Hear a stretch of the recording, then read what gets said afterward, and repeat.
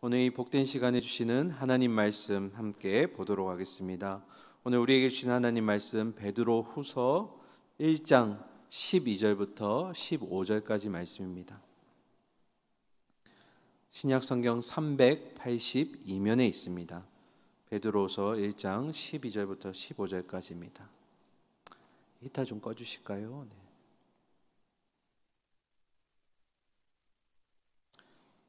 우리 4절의 말씀인데요, 함께 읽도록 하겠습니다. 베드로서 1장 12절부터 15절까지입니다.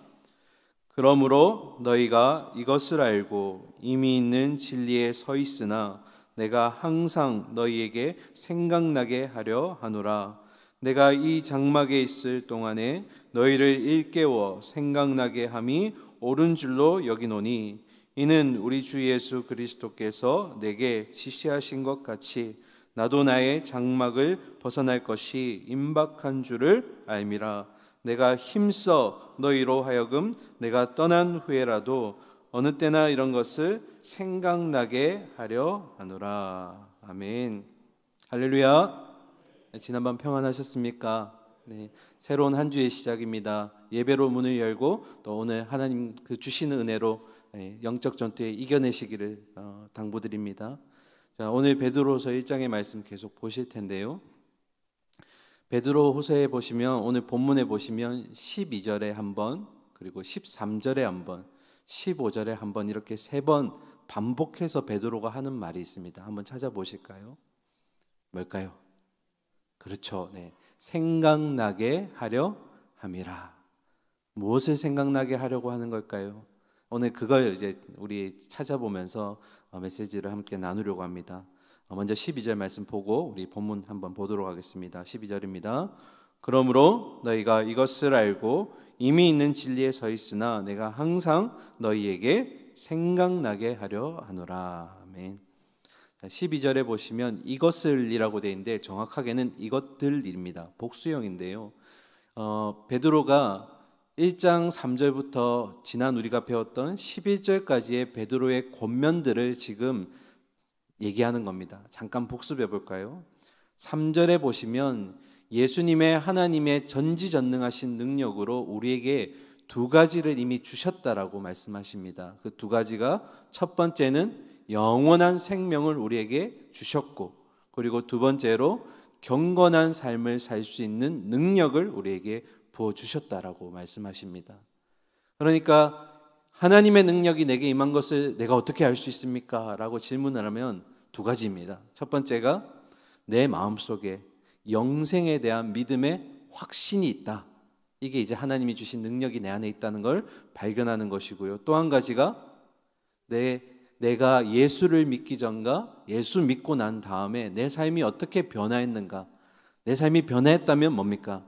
하나님의 능력이 나에게 임했다라는 것을 우리가 알 수 있다라는 겁니다. 그래서 우리가 계속해서 하나님의 그런 말씀을 통해서, 그리고 우리가 계속 신앙을 통해서 성장해 나가고 변화되는 모습이 우리에게 하나님의 능력이 계속 공급되고 있다는 것을 우리에게 알려주고 있다라는 겁니다. 그런데 하나님은 이것도 부족해서 예수님을 통해서 우리에게 약속하신 게 있습니다. 4절에 보시면 이것을 예수님이 뭐라고 말씀하시냐면 베드로를 통해 보배롭고 지혜로운 약속, 지극히 큰 약속이라고 합니다. 뭘까요? 바로 보혜사 성령님을 우리에게 보내주셨다라는 겁니다. 보혜사, 곁에서 돕는 자. 그래서 하나님이 아버지가 우리를 영적인 전투로 삶의 연장으로 보내실 때 그냥 무방비 상태로 보내지 않는 것은 이 성령 하나님을 우리에게 보내주셔서 그런 경건의 삶, 영적 전투에 임할 수 있는 능력을 우리에게 부어주시고, 또 한 가지 에베소서에 믿음의 전신갑주, 하나님의 전신갑주를 우리에게 주셨기 때문입니다. 그래서 우리는 이길 수밖에 없는 겁니다. 왜요? 성령 하나님도 우리에게 계시고, 그리고 믿음의 전신갑주도 우리에게 허락하셨기 때문입니다. 그러면 이제 이 땅에서 우리에게 주어진 삶 가운데 하나님이 이런 기본적인 자원들을 이길 수 있는 능력을 베푸셨다면 이제 우리는 뭘 해야 될까요? 우리는 그런 믿음이 성장하고 성숙할 수 있도록 5절부터 7절까지 보시면 8가지의 덕목을 베드로가 우리에게 알려주었습니다. 한번 보시면 믿음의 덕을, 덕의 지식을, 그리고 절제, 인내, 경건, 형제 후에 사랑, 이렇게 8가지를 더하라고 했습니다. 각각을 가지는 것이 아니라 하나 위에 하나를 쌓고 또 하나 위에 하나를 쌓고 마지막에 뭘로 완성하는 겁니까? 하나님 주신 사랑으로 완성하라. 믿음의 성장과 성숙을 이루라는 겁니다. 그래서 마지막에 베드로가 이렇게 구별된 삶, 거룩한 삶을 사는 성도는 결국 하나님이 그를 붙드셔서 넉넉하게 하나님 나라에 들어갈 수 있게 할 것이다. 이걸 조금 어려운 말로 성도의 견인이라고 했습니다. 하나님이 택하신 자, 초대한 자는 반드시 하나님 나라로 들어갈 수 있는 넉넉한 은혜를 우리에게 주신다라는 겁니다. 우리는 하나님께 이끌려가는 줄 믿습니다. 자, 그래서 이 모든 권면의 내용들을 12절에서 뭐라고 얘기합니까? 이것들을 어떻게 해요? 근데 너희가 알고 있다라고 얘기합니다. 그러니까 이 편지를 받고 있는 수신자들이 베드로가 권면한 이 많은 내용들을 이미 알고 있다. 그리고 또 한 가지, 이미 있는 진리에 서 있다. 이렇게 얘기합니다. 복음의 말씀도 이 편지를 받는 수신자들이 이미 너무 잘 알고 있다는 겁니다. 그럼에도 불구하고 베드로는 뭐라고 얘기합니까? 너희가 내가 주는 권면도 너무 잘 알고 있고 복음의 진리 위에도 지금 굳건하게 서 있지만, 그러나 내가 항상 너희에게 뭐 한다고요? 생각나게 하려 한다. 지금은 굳건하게 서 있지만 계속해서 뭘 떠올리라는 겁니까? 복음의 말씀, 내가 권면했던 그 내용들 계속 떠올리게 해서 계속 그 진리 위에 굳게 서 있기를 원하는 겁니다. 이게 베드로의 마음이면서 동시에 당시의 사도들의 직무였다라는 겁니다.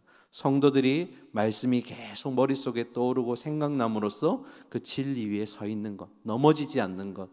그래서 이 말씀을 오늘 우리에게 적용하면 뭘까요? 결국 우리는, 여러분 중에 그런 분들 많이 계실 겁니다. 설교 말씀 중에 은혜롭고 감동된 설교의 말씀이 있다면 그 말씀 주셨던 사람만 생각나는 게 아니라, 설교자만 생각나는 것이 아니라, 예화만 생각나는 것이 아니라 뭐가 남아야 되는 겁니까? 말씀이 기억에 남아야 되는 겁니다. 계속해서 말씀만 떠올라야 한다라는 것이 지금 베드로 얘기입니다. 자, 이어서 13절 보실까요? 계속해서 보겠습니다. 내가 이 장막에 있을 동안에 너희를 일깨워 뭐하게 하며 생각나게 함이 옳은 줄로 여긴다. 자, 이 장막은 베드로의 육신을 얘기하는 겁니다. 장막은 임시거처를 얘기하죠. 왜 육신을 장막에다가 이렇게 비유했을까요? 결국 우리의 육신도 장막과 같아서 이 땅에서 우리의 육신은 시간이 지나고 나이를 먹으면 결국 병들고 쇠약해지다가 장막처럼 곧 쓰러지기 때문입니다. 그래서 베드로는 뭡니까? 내가 이 육신의 장막에 있는 지금 이 자리에서도, 이 땅에서도 여러분을 계속 일깨워서 뭐가 생각나게 하려 한다는 겁니까? 말씀이 자꾸 떠오르게 하려고 지금 계속 내가 부단히 노력하고 있다라는 겁니다.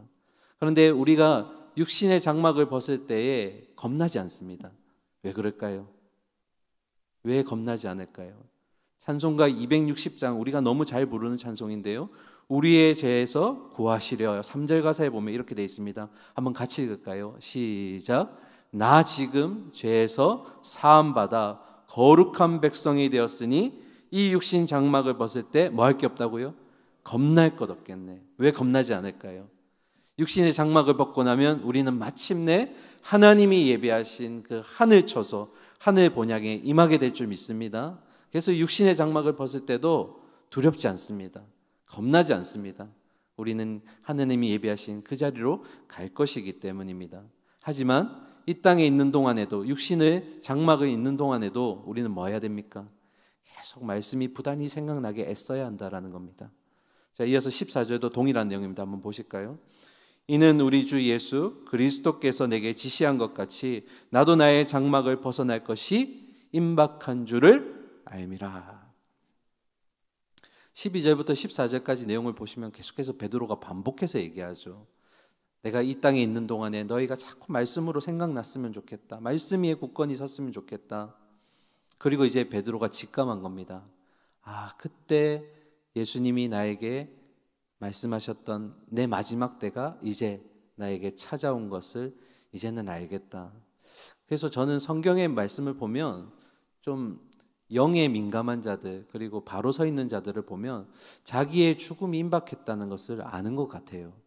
바울도 그렇죠. 바울도 내가 이제 더 이상 육신의 장막에서 벗어날 것을 이제 알 것 같다라고 얘기했고, 오늘 베드로도 보면 그때 주님이 나에게 말씀하셨던 그 내 마지막 때의 모습이 이제 나에게 다가오는 것 같다, 이제 느끼는 겁니다. 그런데 사람이 이렇게 죽음을 앞두게 되고 내가 이제 노년에 가까워지면 너무나 하고 싶은 말이 있을 거 아니에요. 근데 베드로는 지금 뭘 얘기하는 겁니까? 내가 정말 하고 싶은 얘기, 마지막 이 애절한 얘기가 베드로 후서인데, 그래서 베드로 후서의 별칭이 뭡니까? 베드로의 고별사, 베드로의 유언이라고 별칭이 되어 있습니다. 근데 이 마지막 예언에서 베드로가 얘기하는 게 뭡니까? 여러분, 생각이 나야 합니다. 말씀이 생각나야 합니다. 계속해서 지금 반복하고 있는 겁니다. 그러니까 우리가 베드로후서를 읽으면서 어떤 마음이 느껴지냐면, 베드로의 이 얼마나 간절하고 절박한 심정이 우리가 느껴지냐는 겁니다. 마지막 노년의 때에 정말 내게 지금 죽음이 다가오는데 여러분에게 꼭 이것만큼은 전해주고 싶다. 그게 뭡니까? 생각나게 하려 한다. 뭘요? 말씀을. 마지막 죽음의 때를 앞두고 예수님이 이렇게 말씀하셨죠. 베드로에게 내가 진실로 진실로 내게 이르노니 내가 젊어서는 스스로 띠띠고 원하는 곳으로 다녔거니와 늙어서는 내 팔을 벌리리니 남이 내게 띠띠우고 원하지 아니하는 곳으로 데려가리라. 이 요한복음 21장 18절 말씀인데요, 베드로의 순교에 대한 모습을 미리 예수님이 말씀하셨죠. 이게 이제 베드로가 이제 그 죽음이 나에게 오고 있구나라는 것을 지금 느끼고 있는 겁니다. 그런데 더 중요한 건 요한복음 21장, 이 18절이 기록된 요한복음 21장은 왜 중요하냐면, 스승을 배반하고 도망갔던 그 제자를 다시 스승이 찾아가서 너가 나를 사랑하느냐 묻고 회복시킨 다음에 내 양을 먹이라라는 소명을 다시 부어주셨다라는 겁니다. 만일에 예수님이 베드로를 안 찾아가셨다면, 베드로를 회복시키지 않으셨다면 초대교회의 반석이자 정말 훌륭한 지도자라고 말했던 베드로가 있었을까요? 없었다라는 겁니다. 또 이렇게 훌륭한 베드로전서와 후서가 기록되지 않았을 거라는 겁니다. 그만큼 이 베드로의 회복이 21장의 내용이 굉장히 중요하면서 동시에 예수님이 마지막 베드로의 모습을 미리 그려주셨다라는 겁니다. 자, 마지막 15절 보겠습니다. 15절 같이 읽을까요? 시작. 내가 힘써 너희로 하여금 내가 떠난 후에라도 어느 때나 이런 것을 생각나게 하려 하노라. 아멘. 육신의 장막을 벗고 내가 하늘 처소로 올라간 이후에라도 너희는 내가 권면한 그 내용과 그리고 복음의 진리, 말씀이 너희 안에 계속해서 남았으면 좋겠다. 지금 베드로의 마치 유언과 같은 그런 마음의 이 말씀이 여기에 기록되어 있는 겁니다. 여러분, 말씀을 마무리할 텐데요, 베드로가 수신자들에게 오늘 그리고 우리에게 무엇을 생각나게 하려 한다고요? 말씀 하나밖에 없습니다. 말씀. 그래서 사람이 이 땅을 살아가면서 무엇을 생각하며 살아가는가, 무엇을 기억하며 살아가는가는 우리의 삶에 있어서 굉장히 중요한 것을 알 수 있습니다. 출애굽기 14장에 보면 애굽을 나온 이스라엘 백성들이 홍해 앞에 탁 서게 됩니다. 그런데 홍해가 막혀 있으니 앞으로 못 나가죠. 뒤에는 누가 쫓아옵니까? 애굽의 바로의 군대가 막 쫓아와서 그들의 목숨을 위협하고 있습니다. 이 절체절명의 순간에 이 백성들이 모세를 원망합니다. 뭐라고 원망하죠? 이 애굽에 매장지가 없어서 우리를 여기로 데리고 와서 여기서 죽게 하려고 하느냐? 우리는 그냥 내버려둬라. 우리는 애굽에 돌아가서 노예 생활하는 게 차라리 낫겠다. 거기가 먹고 사는 게 우리가 그래도 낫지 않냐? 그런데 상상도 할 수 없는 놀라운 기적이 일어났습니다. 어떻게 됐죠? 앞에 있었던 홍해가 갈라지고 그리고 메마른 땅이 생겨나는 겁니다. 그리고 백성들은 그 길을 따라서 쭉 갈라진 홍해를 걸어갔습니다. 이어서 뒤따라오던 애굽의 그 군대는 어떻게 됩니까? 그 길을 따라오다가 물길이 닫히면서 그곳에서 수장됩니다. 그래서 출애굽기 14장에 그 사건이 기록된 다음에 15장을 보시면 이 백성들이 모세와 미리암을 통해서 하나님을 너무나 찬양합니다. 하나님, 어떻게 이런 은혜가 우리에게 임할 수 있습니까? 너무나 감사하고 막 그 벅차오르는 가슴을 찬양으로 고백합니다.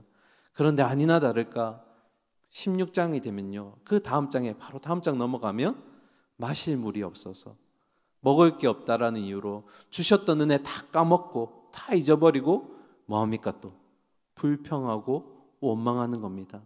광야의 40년 동안 이스라엘 백성들이 했던 게 뭡니까? 줄곧 원망하고 불평하고 뭘 잊어버렸기 때문일까요? 하나님이 주신 은혜, 하나님 주셨던 그 말씀을 잃어버리니까 이들이 남는 건 뭡니까? 불평하고 원망밖에 없었다라는 겁니다. 그래서 광야 가운데 있는 백성들에게 하나님이 말씀을 주셨죠. 우리가 잘 아는 말씀입니다. 신명기 8장 3절과 4절의 말씀, 마지막이니까 우리 함께 읽겠습니다. 시작. 너를 낮추시며 너를 줄이게 하시며 또 너도 알지 못하며 내 조상들도 알지 못하던 만나를 내게 먹이신 것은 사람이 떡으로만 사는 것이 아니요 여호와의 입에서 나오는 모든 말씀으로 사는 줄을 내가 알게 하려 하심이니라. 이 40년 동안에 내 의복이 헤어지지 아니하였고 내 발이 부르트지 아니하였느니라. 아멘. 이 말씀이 더 중요한 이유는 이 땅에 오신 예수님도 통일한 말씀을 하셨기 때문입니다. 사람의 영혼에 필요한 건 뭐라고요? 먹는 떡이요? 아니요. 하나님이 주신 말씀의 떡, 그 말씀이 오늘 우리를 살아가게 한다라는 겁니다. 그래서 사랑하는 우리 새벽의 성도님들, 말씀이 내 안에서 생각나고 떠오르게 하려면 방법은 하나밖에 없습니다. 뭘까요? 말씀을 늘 곁에 두고 읽어야 하는 겁니다. 읽어야 내 안에 들어오고 내 안에 남는 겁니다. 그런데 오늘날 우리 가장 교회에 있어서 문제가 뭘까요? 말씀을 읽지 않는다라는 겁니다.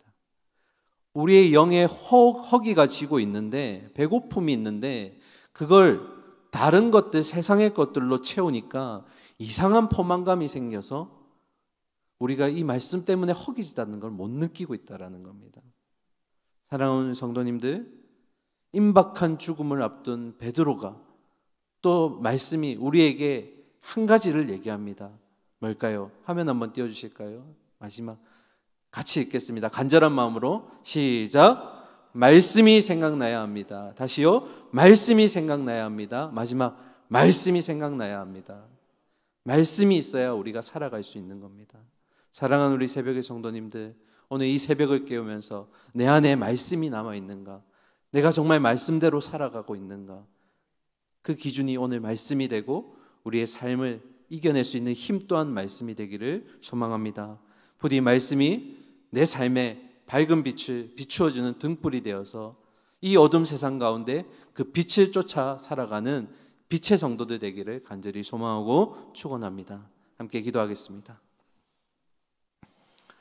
사랑과 공의 하나님, 오늘도 새벽을 깨우게 하여 주시고 하나님 우리에게 말씀으로 다가와 주심에 또 예배를 통해서 주님을 바라볼 수 있게 하여 주심에 감사드립니다.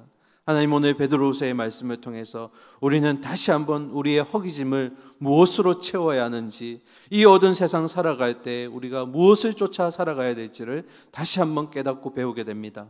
주님, 우리 새벽의 성도님들, 우리 동부의 권석들에게 말씀이 생각나게 하여 주시옵소서. 말씀 따라갈 수 있게 하여 주시옵소서. 다른 길은 없습니다. 하나님, 말씀을 곁에 두고 말씀으로 배를 채우게 하시고 말씀으로 생명을 따라갈 수 있는 우리의 삶이 되게 하여 주시옵소서. 말씀으로 찾아오시는 주님을 만나고 그 기쁨을 우리가 늘 고백하는 말씀의 성도들 될 수 있도록 주여 인도하여 주시옵소서. 이제 새 하루를 시작합니다. 하나님, 말씀과 함께 시작합니다. 하나님, 영적인 전신갑주도 우리에게 부어주신 줄 믿습니다. 성령님도 함께 하시는 줄 믿습니다. 우리의 삶을 넉넉하게 하여 주셨으니 우리는 그저 순종하며 이기는 삶을 살아가게 하여 주시옵소서. 살아계신 예수 그리스도의 이름으로 감사드리며 기도드렸습니다. 아멘.